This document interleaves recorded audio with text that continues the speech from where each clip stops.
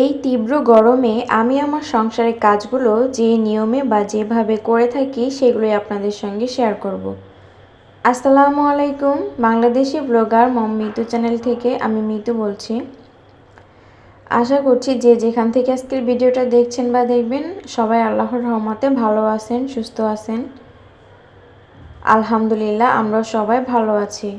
সকাল সকাল আমি আজকে গোলা রুটি বানিয়ে নিয়েছি আর একদমই দেরি করিনি। আজকে খুব সকাল সকাল কাজগুলো শেষ করছি।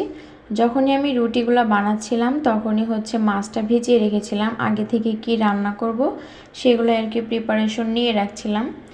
আর এতে করে কিন্তু সকাল সকাল আমার কাজগুলো হয়ে যাবে আর বেশ ঠান্ডা থাকতে থাকতেই। আর দুপুর দেখা যায় কি 10টা বাজতে বাজতে অনেক গরম পড়ে যায় আর খুব রোদ। আর এই গরমের মধ্যে কিন্তু রান্নাঘরে থাকতে একদমই ভালো লাগে না।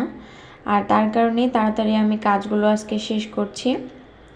আর এই তো আমি সকালের খাবারের পরপরই দুপুরের রান্নার আয়োজন শুরু করে দিয়েছি। এখানে পাঙ্গাস মাছ ভুনা করব আর শাক ভাজি করব, একদমই সিম্পল রান্নাবান্না। এই সময় অনেকটা সময় থাকে যে ঘুম থেকে ওঠার পরপরই আর কি নাস্তা করার পরে আমাদের যদি জামা কাপড় ধোয়ার থাকে তখন কিন্তু আমরা ভিজিয়ে রাখলে আধা ঘন্টা পরে যখন ধুয়ে দিব তখন খুব তাড়াতাড়ি আর কি কাজটা হয়ে যাবে। তারপর দেখা যায় রান্নাবান্নাতে বেশ 1-2 ঘন্টা সময় লেগে যায়। আর তারপরে ঘর ঝাড়া মোছা এগুলো দিতেও তো আরও বেশি সময় লাগে। তার কারণে কাজগুলো আর কি সকাল থেকে যদি তাড়াতাড়ি করে শুরু করি তাহলে দেখা যায় কি গরম পড়তে পড়তে আমাদের কাজটাও শেষ হয়ে যাবে। আর এই গরমে রান্নাঘরের কাজ আর রুমের কাজ যেটাই বলেন না কেন কাজ করতে ইচ্ছা করে না। যদিও আমি আজকে ভয়েস দিচ্ছি এই টাইমে কিন্তু আজকে বৃষ্টি হয়েছে, খুব বাতাস হয়েছে, তবে যে ভিডিওটা করেছি সেটা গরমের দিনের ভিডিও।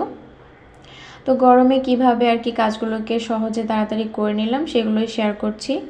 আর এই যে রান্না করার সাথে সাথে আমি মাছটা চুলায় বসিয়ে দিয়েছি, সাথে যে মশলাদানিগুলো ছিল ওগুলোও ক্লিন করে নিয়েছি। আর পানির ফিল্টারটাও অপরিষ্কার হয়েছিল, তো ফিল্টারটাও এখন পরিষ্কার করে নিচ্ছি। ধোয়াধুয়ির যে কাজগুলো আছে এগুলো আমি গোসলের আগে করার চেষ্টাই করি। আমার কাছে ভালো লাগে, গোসল করার পরে আর এগুলো করতে ইচ্ছা করে না, যতই সময় থাকুক করতে ইচ্ছা করে না। তো ভিডিওর এ পর্যন্ত যারা যারা আছেন আমার সঙ্গে প্লিজ রিকোয়েস্টে থাকবে ভিডিওটিতে একটা লাইক দিয়ে পুরো ভিডিওটা কন্টিনিউ করবেন। আর যদি চ্যানেলে নতুন হয়ে থাকেন তো চ্যানেলটা সাবস্ক্রাইব করে পাশে থাকা নোটিফিকেশনের অল অপশনটা অন করে দিবেন, যাতে করে আমি যখনই কোনো ভিডিও ছাড়বো আপনাদের কাছে নোটিফিকেশন পৌঁছে যাবে আর আপনাদের সময় সুযোগ করে ভিডিওটা দেখে নিতে পারবেন। আর এই তো আমি আর কোনো ভিডিও নেইনি। তারপরে রাত্রে একদম খাবারের পরে যে আমি থালা বাসনগুলো ধুয়ে ফেলছি, এরপরে কিন্তু সকালবেলা আমি খুব ফ্রেশ একটা মাইন্ড থাকবে আমার। থালা বাসন ধুয়ে পুরো রান্নাঘরটা আমি পরিষ্কার করে রাখবো, যাতে করে সকালে উঠে আমার আর বেশি কাজ করা না লাগে। তো এই যে গরমের মধ্যে কাজগুলোকে সহজ করার জন্য ছোট ছোট টিপস অনেক আপুরাই দিয়ে থাকেন আর আমি আপুদেরকে ফলো করি। আর আমি ইউটিউবে কাজ করছি, তবে আমার আপুরা যাদের ভিডিও দেখি এই আপুরা অনেক আমার সিনিয়র, আমি সেটা বুঝতে পারি। তো সিনিয়র আপুদের কাছ থেকে সবসময় শেখার থাকে, তো আমিও সেটাই শিখতে চেষ্টা করি আর সেভাবেই কাজ করার চেষ্টা করি। আমার অভিজ্ঞতা খুবই কম, সংসার জীবন খুবই কম।